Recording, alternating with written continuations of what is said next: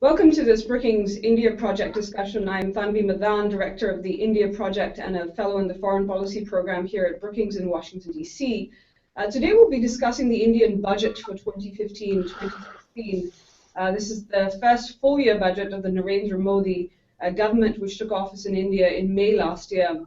And here to talk about what was in the budget, what was not in it, we have a great set of speakers here in D.C. Eswar Prasad, Senior Fellow in the Global Economy Program at the Brookings Institution, where he holds the New Century Chair in International Economics.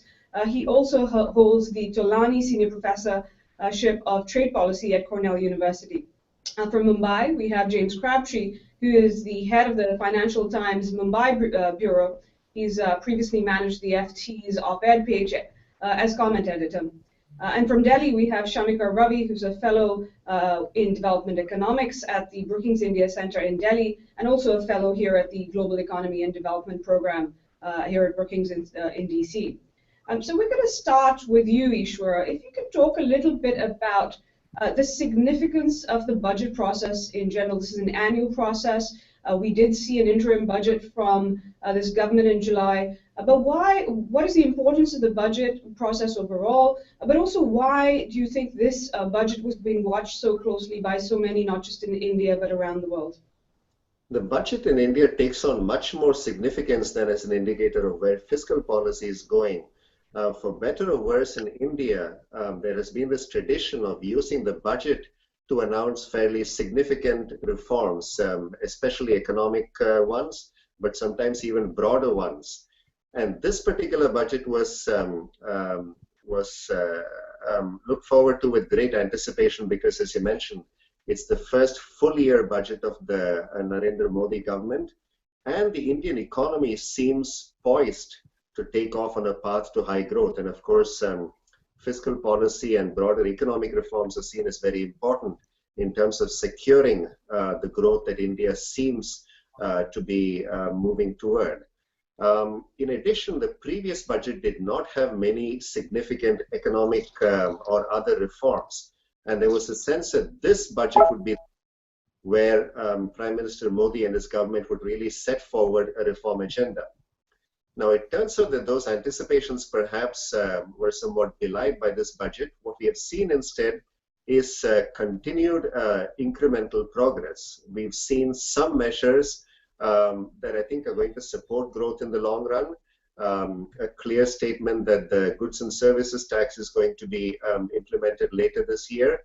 The government has decided to postpone the process of budget deficit and public debt reduction to give some space for greater infrastructure investment. But there hasn't been very much in terms of more substantive reforms that some of us would have liked to see in the budget, more movements towards improving the efficiency and cost effectiveness of the various transfer schemes that the Indian government runs, especially subsidies.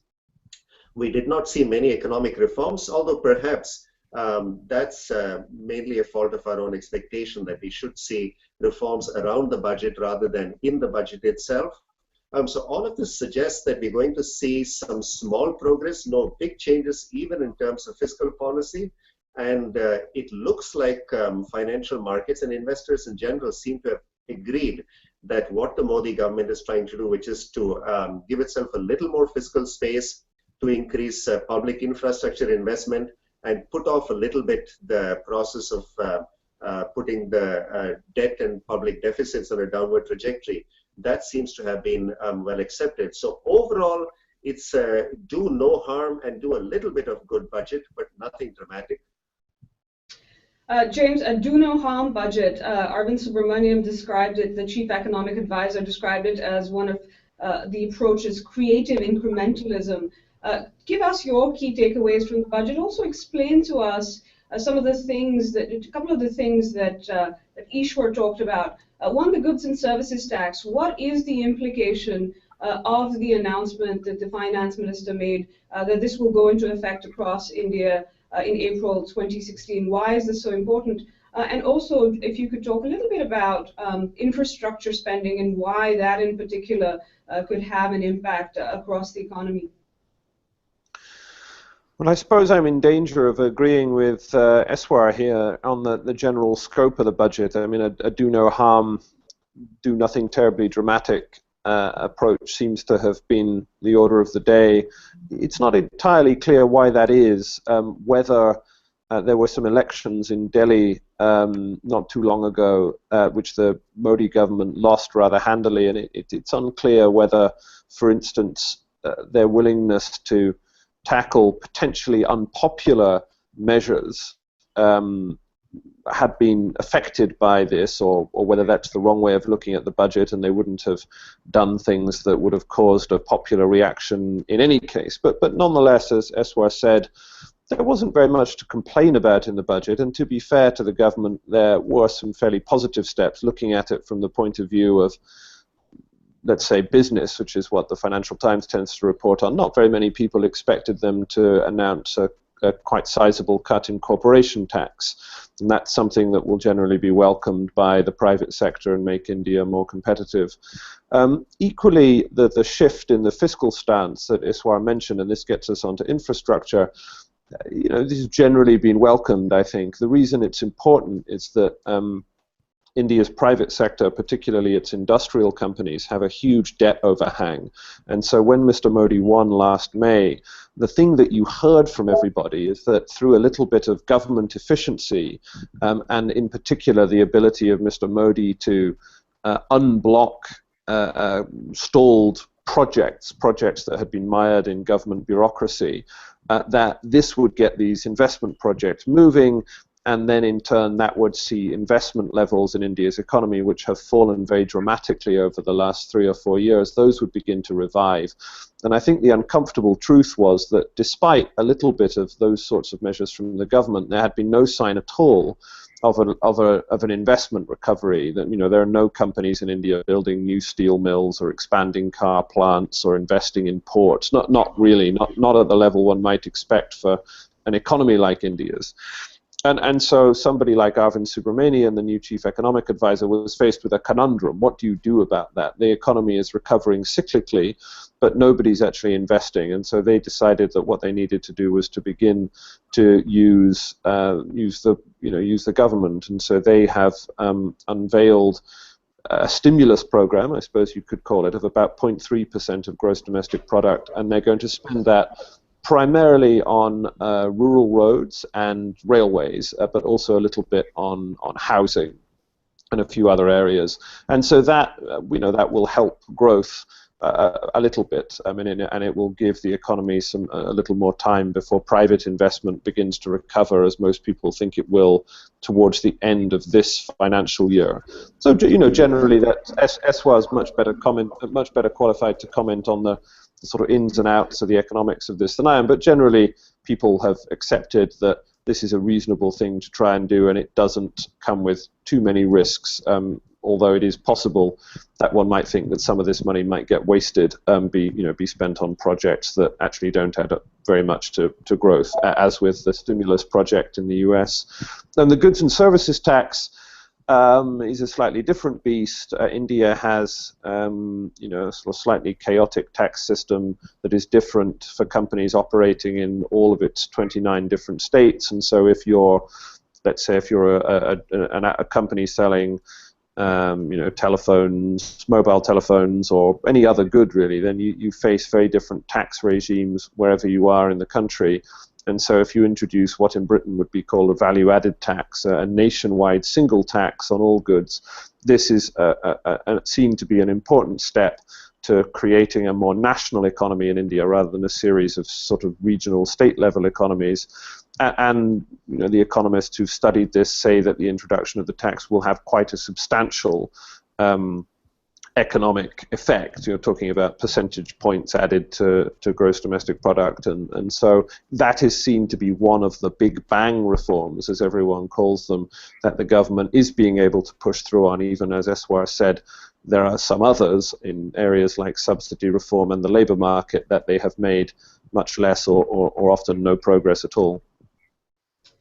Shamika, do you disagree with, or what is yours? Do you disagree with any of the other speakers? And what is your assessment? What are the key takeaways? We've heard a lot of commentators describe this budget is solid. Some have talked about it as workmanlike. And you've actually written that you think that there are 5 kind of bold steps that have been taken in the budget that have the potential to have structural impact. Lay those out for us, and feel free to kind of disagree with your fellow panelists if you want to. I call it several smiles and a few frowns budget, because I do think the attempt here is to lay down some basic structural reforms.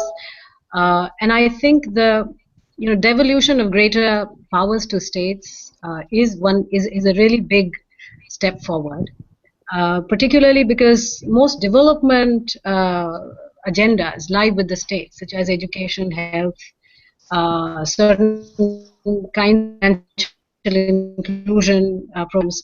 So if states are to have a greater say, incentives are aligned where states will have the freedom to experiment with newer projects and newer schemes, and I greatly welcome that. But other than that, I think there are smaller incremental measures which will have a long-time impact on the economy, beginning with the announcement of the Mudra Bank, for instance, because the microfinance sector has been in turmoil for now the last 5 years, and there is a great degree of confusion because it was regulated by NABARD, and then it came under the RBI, and then we had the ordinance in Andhra Pradesh, which means the state government got involved in regulation while being an active player within microfinance.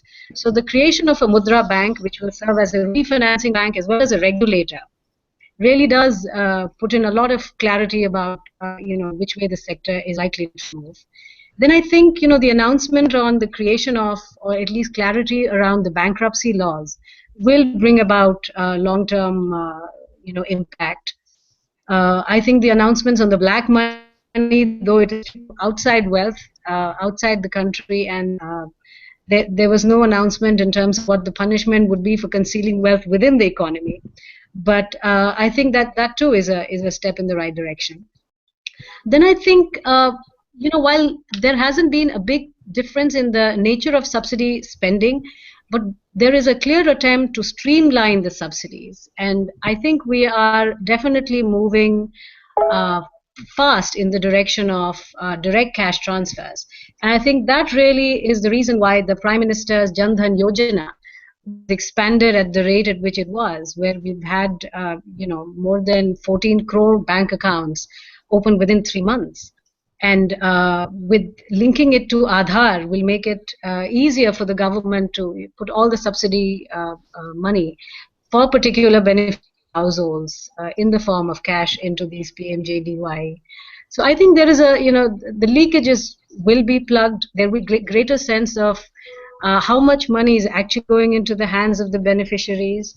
And while the spending hasn't really changed, I think just setting up the infrastructure is a big structural change, in my opinion, and I greatly welcome that.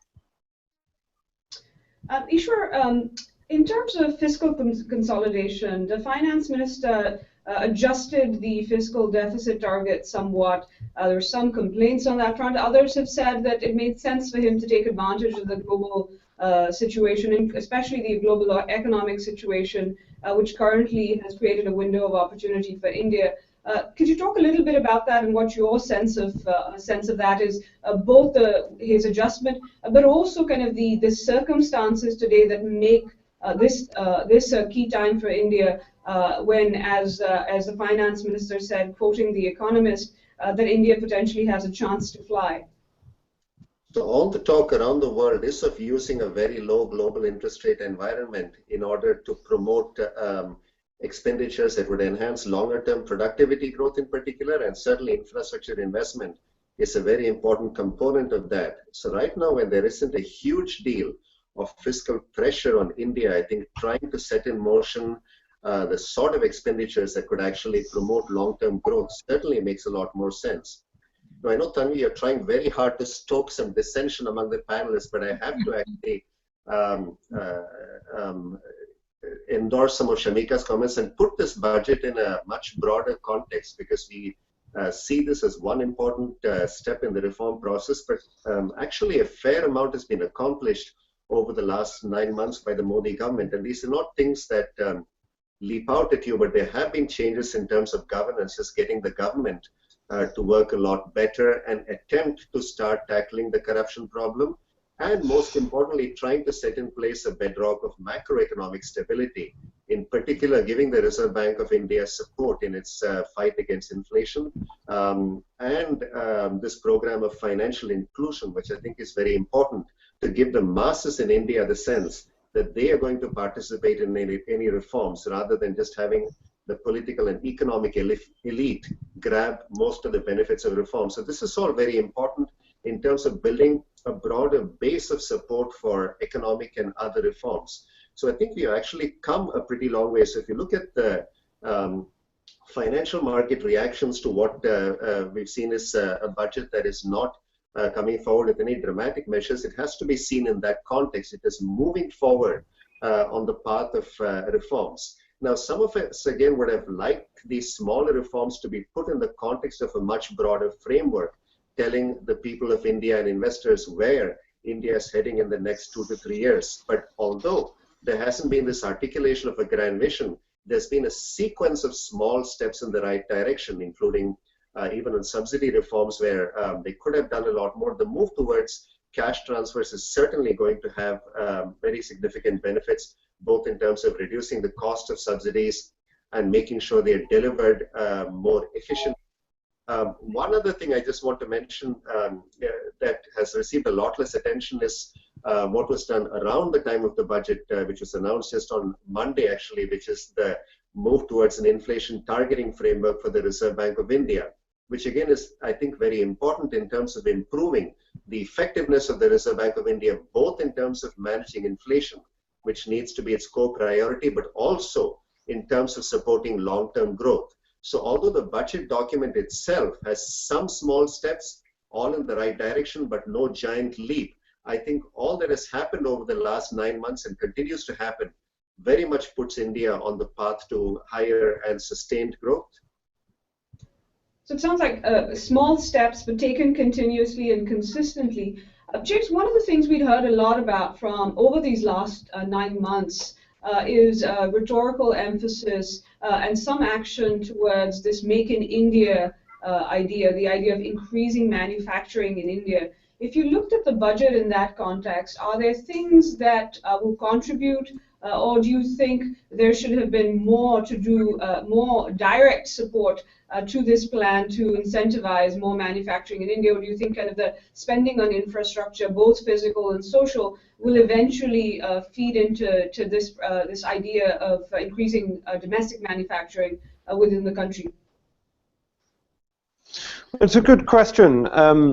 I mean, the Make in India push, which the Prime Minister has made one of his most significant priorities, was, as far as I could see, largely absent from the budget, even in this slightly, I think Eswar is being, both generous and fair to the government in saying that, they are moving in the right direction and quite a lot has been achieved over the last 9 or 10 months.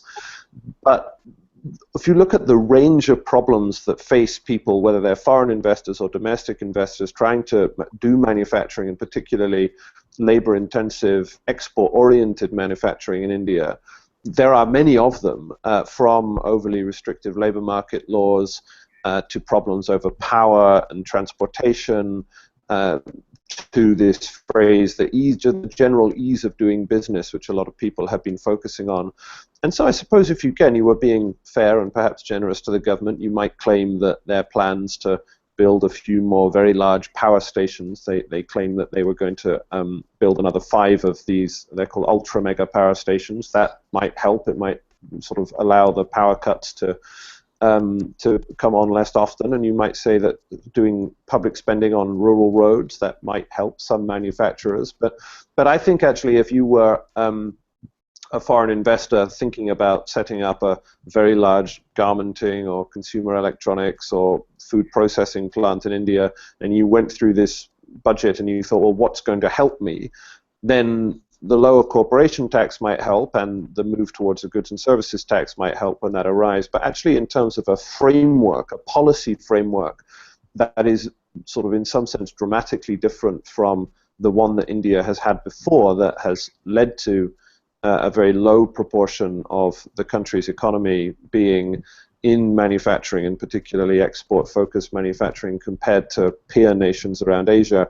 I'm not quite sure what you'd see in this budget that would really make you think, gosh, now India is a suitable place to come and manufacture. And so that isn't necessarily to say that the government isn't going to introduce those reforms, but they just decided not to do them in the budget. And in particular, I mean, a lot of people tend to obsess on labor market reforms, which is only one component of what you need to enable India's manufacturing economy. But those were not mentioned at all, and that is one area that I think critics of the government do have a point, that that the government is moving relatively slowly.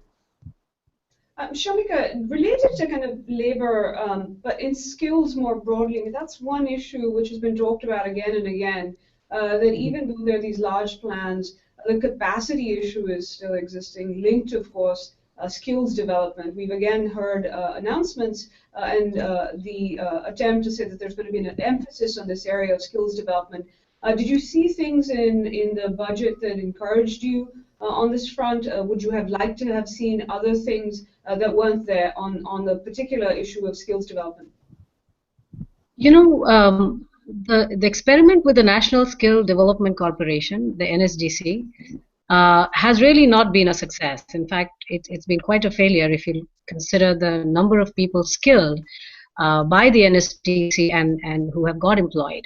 And that really tells you about the nature of the way we perceive skilling. While there is a shortage in the market, the hypothesis that we can actually predict shortages across sector and supply people in those particular sectors is a very it's a very archaic view of what a liberal economy should really look like. And in my view, I think skilling to no extent can match the gap which poor quality education leaves. And to that extent, I think there were some announcements about improving access to higher education by extending loans for college education, opening new institutions of higher learning, IITs, AIMS, so engineering colleges, medical colleges. But really, there is a serious capacity issue in terms of faculty and trainers within these centers of excellence.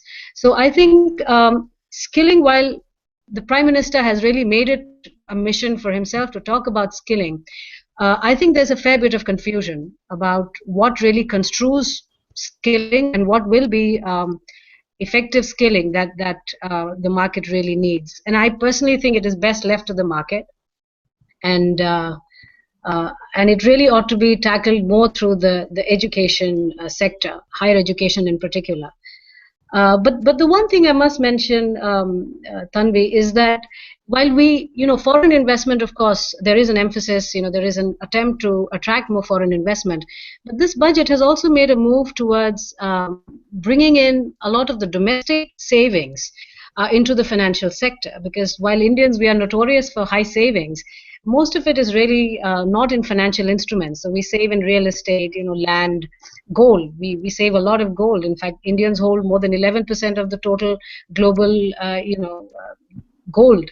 And there is an attempt by announcing the gold savings or coming up with the gold coins with the Ashok Chakra. So it has also led to a lot of nationalism and euphoria around holding gold coins with Ashok Chakra. But really, it's a very clever move to monetize some of these non-financial savings. So we should see, and also with the RBI, I mean, going beyond the central government, the RBI's attempt towards financial inclusion by thinking about new kinds of institutions. We are going to see many more payment banks. We are going to see many more small banks. So there will be a lot more, financial deposits, which is going to come into the financial sector. And I think while foreign direct investments are important, I think domestic investments really ought to be channeled through the financial sector as well. And this budget has addressed some of those concerns. Let's talk a little bit about what wasn't in the budget that each of you would have liked to have seen, with the caveat that Eswar expressed earlier that this budget is just one document. There's a lot that's been done. There are other steps that will be taken in the future. But there were also kind of other documents and other processes that were in place earlier and we're likely to see over the next few weeks and months. Eswar, what are some of the things you would have liked to have seen them put in this budget in particular? So not kind of more broadly on economic reform, whether that's incremental or slightly more bolder, but in the budget in particular, what would you like to have seen them put in? So I'm afraid I must, to your consternation, Tanvi, again agree with James that the budget had many good things, but certainly missed some opportunities. Now, being in Washington, D.C., of course, one has a very low bar for these things, and just seeing a government that can actually pass a budget that has some positive steps in it probably gets me very excited already. But certainly what we haven't seen from the government, and maybe the budget is not the right place for it, is a broader vision of where these small steps fit into a broader framework of reforms. James has hit upon many of these issues, labor laws, a variety of other issues that need to be fixed before India can really move to a path to high growth. But having said that, even if one thinks about fiscal policy, there are three key elements that one can think about what a budget could accomplish. One is, as you mentioned, the path of fiscal consolidation, because India still has, among the emerging markets, a very high level of public debt. And then second is expenditure reforms, and third would be reforms. And all of these dimensions, I think, we've seen only minimal progress at best. If one thinks about expenditure reforms again, the move towards direct cash transfers is certainly a move in the right direction, but a lot more could have been done working within the existing resource envelope to make expenditures a lot more efficient. Certainly the shift of some of the increase in expenditures towards infrastructure investment is a good thing, but the remaining public expenditures could certainly be deployed more effectively. Likewise, on tax reform, the move towards GST is a good thing. The reduction in corporate tax rates will help corporations, but there are still lots of areas in terms of tax reforms, even revenue neutral ones, that could make the tax system a lot more efficient, make it much less subject to capture by the bureaucracy. And third, I think on the fiscal reform front, I think delaying the fiscal reform certainly makes more sense. But if this had been put in the context of infrastructure expenditures going hand in hand with a broader package of other reforms, I think it might have had much more traction. Before we turn to James in this, Eswar, you mentioned the tax policy in general. Do you think foreign businesses will be heartened by what they heard on some of the tax avoidance regime issues, or do you think the fact that it's been kind of kicked down the road, the can's been kicked down the road for 2 years, will leave them and still leave that sense of uncertainty, or do you think that this government has convinced them that there will be some predictability to this? So investors, both domestic and foreign, when it comes to tax regime, care about two things: the level of taxes, more importantly, the effective level of taxes, and second, predictability. In other words, no going back and changing the rules ex post. On the latter, I think the government has tried to provide some reassurance, but essentially there we'll have to wait and see if in fact they resist the temptation to go back and change some of its laws in order to get more revenues. On the former, I think foreign investors would certainly like to see a much more transparent and sensible tax regime, but this is a very difficult fight in practically every country. But certainly the reduction in corporate tax rates, especially for domestic investors, will be seen as a step in the right direction if it's seen as one of many moves to come. James, your thoughts on what you would have liked to have seen in the budget that wasn't in there? Well, so there were all sorts of things that people were expecting that mysteriously didn't end up in the document. I mean, they tend to be quite technical things. If you are an iron ore miner in Goa, for instance, where there has been a statewide corruption-related ban for 2 years, they were hoping that the government would reduce export duties so that they could start exporting iron ore again. That didn't turn up in there. If you're running an e-commerce business in Bangalore, you're hoping that there will be some movement allowing foreign direct investment into the e-commerce space. At the moment, all of these fashionable and fast-growing e-commerce businesses, the sort of Amazons of India, are operating effectively illegally because they have to come up with complicated bureaucratic fiddles. They had hoped that they were going to get rule changes to allow them to operate legally or to sort of close down their fiddles. That didn't happen. I mean, if you're a foreign investor, as Eswar said, tax is a big issue, and so this issue that tends to be known as the retrospective tax case or the Vodafone tax case in relation to a tax dispute with the British telecoms company Vodafone. You know, I don't think anyone was really expecting the government would finally put this one to bed, but the fact that had they done that, then it would certainly have been welcomed. I mean, more generally, I think that, yeah, in terms of things I would have liked to have seen, Eswar's already mentioned subsidy reform. They came up with quite a clever rebranding of their existing efforts on subsidies, which is called JAM, J-A-M, which stands for, the J is the banking reforms, which were already mentioned, and Aadhaar, the unique identification system, and then I think M is for mobile. And as has been mentioned by both of our other panelists, the idea is that if you add these three things together, this is going to end up being a quite radical reform to the subsidy system, which I think reasonable people could say that there is that potential, but there's plenty of other things that you could do. But I think the real problem with the budget is the one that Eswar was pointing at, which is, or maybe a sort of an extension to what Eswar said, which is almost the problem that India faces at the moment, is things are going too well, partly because of a recent statistical change to the way that the growth figures are calculated. The economy is now growing, or appears to be growing, faster than China, and that's a trend that is going to accelerate. All of the global environment is benign. All of the important indicators of the health of government expenditure, its sort of fiscal circumstances, its external balances, all of those are heading in the right direction. And the risk is, I think, that actually there's no particular impetus to push forward, particularly with things that are going to make the government unpopular, because broadly speaking, particularly compared to where India was about 18 months or 2 years ago, everything looks brilliant and it's going to get better. And so it requires a sort of act of extra will by the government to see this as precisely the moment that you should be kind of pushing forward with things that might be more difficult to do under less benign circumstances. And I think that's sort of the fundamental problem, in addition to the fact that the government didn't outline a much larger vision. It is, you know, that there is a danger in 2 years' time that the circumstances might have changed, as they often do in emerging markets, and what now looks like a perfect moment to introduce some of these, you know, wrenching and complicated reforms, but the things that would lay the foundation for you know, close to double-digit growth for a decade, that the government is not taking some of these opportunities just at the moment that it is right to do so.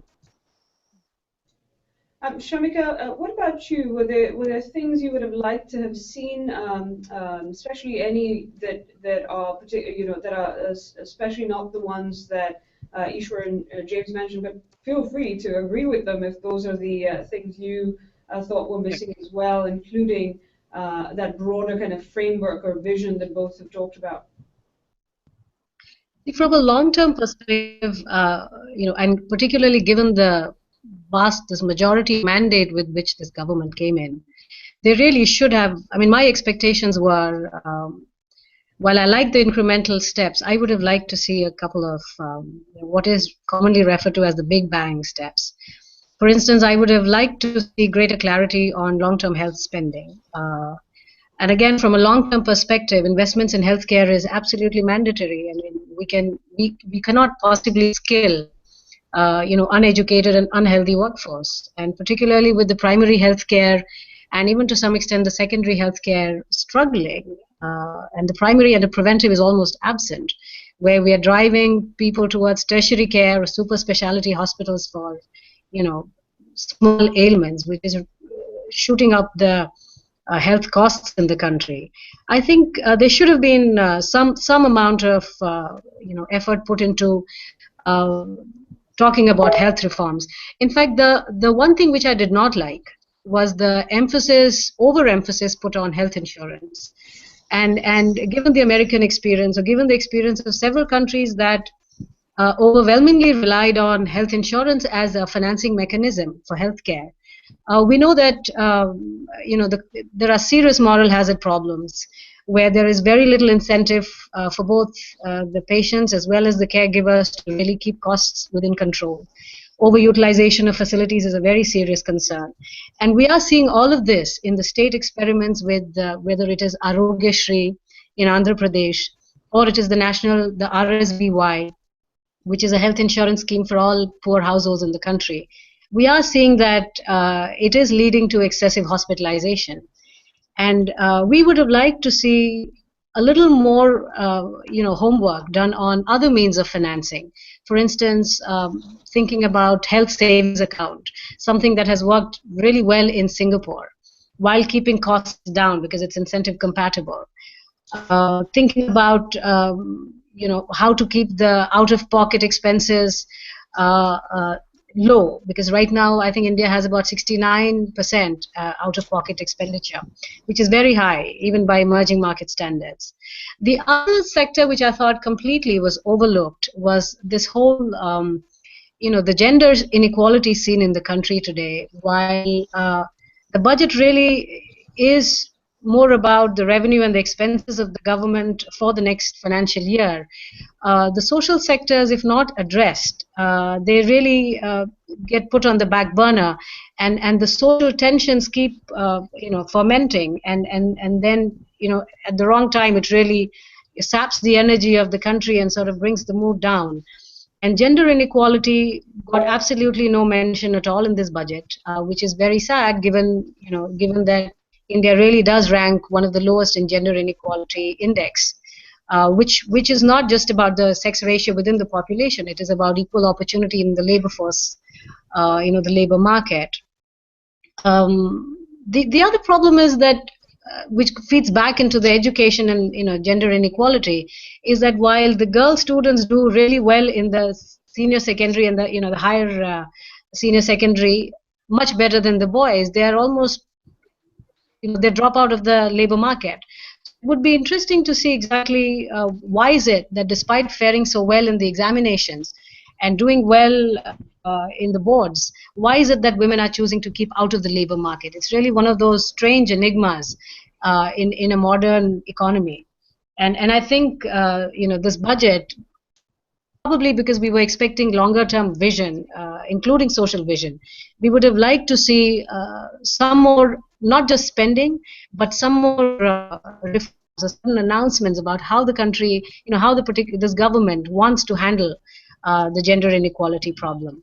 Now, Tanvi, we also have to recognize that while the finance ministry really decides the outlays, it's the individual ministries that decide where the outlays should go. So in my sense, all the absence, what we haven't seen, the announcements in healthcare or in gender, are really a reflection of the lack of capacity within these particular ministries. And so while I expected it, I'm not really surprised that these things have not figured in this budget, because these ministries are right now severely capacity crunched, and there's almost no work coming out of them. So there is some degree of disappointment on that front. I'd like to kind of end with each of you perhaps briefly laying out what you would like to see and what you would expect to see over the next few months. We've got a few things on the anvil, including the land acquisition bill, the insurance bill, which would increase the amount of foreign investment allowed in the insurance sector. It just got passed. We have not seen, sorry? It just got passed? It just got passed, yes, today. Well, take that one off the table then. We have not seen, as Eswar and James and Shamika have all pointed out, the kind of labor market deregulation that many have said is required. We have not seen as much, though we have seen some on the disinvestment side. But there's a lot on the table already, but if you could each talk about what you would expect to see and would want to see happen over the next few months to make sure this is not just a positive moment, but is actually lasts longer for the Indian economy. Eswar, would you like to start? I'll keep it general and brief. Effective implementation of all that has been promised in this budget, and getting started on the more fundamental reforms, labor, land, and a variety of others, including financial markets, where a lot more needs to be done.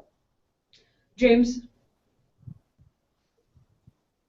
Yes, I know what I don't want to see, which is the same cycle that seems to come along every year, which is at the end of one budget, people sigh with a slight air of disappointment, and then 2 days later they say, well, next year's budget is going to be the budget when the government really does lay out its radical reforming agenda to introduce all of these far-reaching economic reforms. So I rather suspect that will end up happening, but we'll see.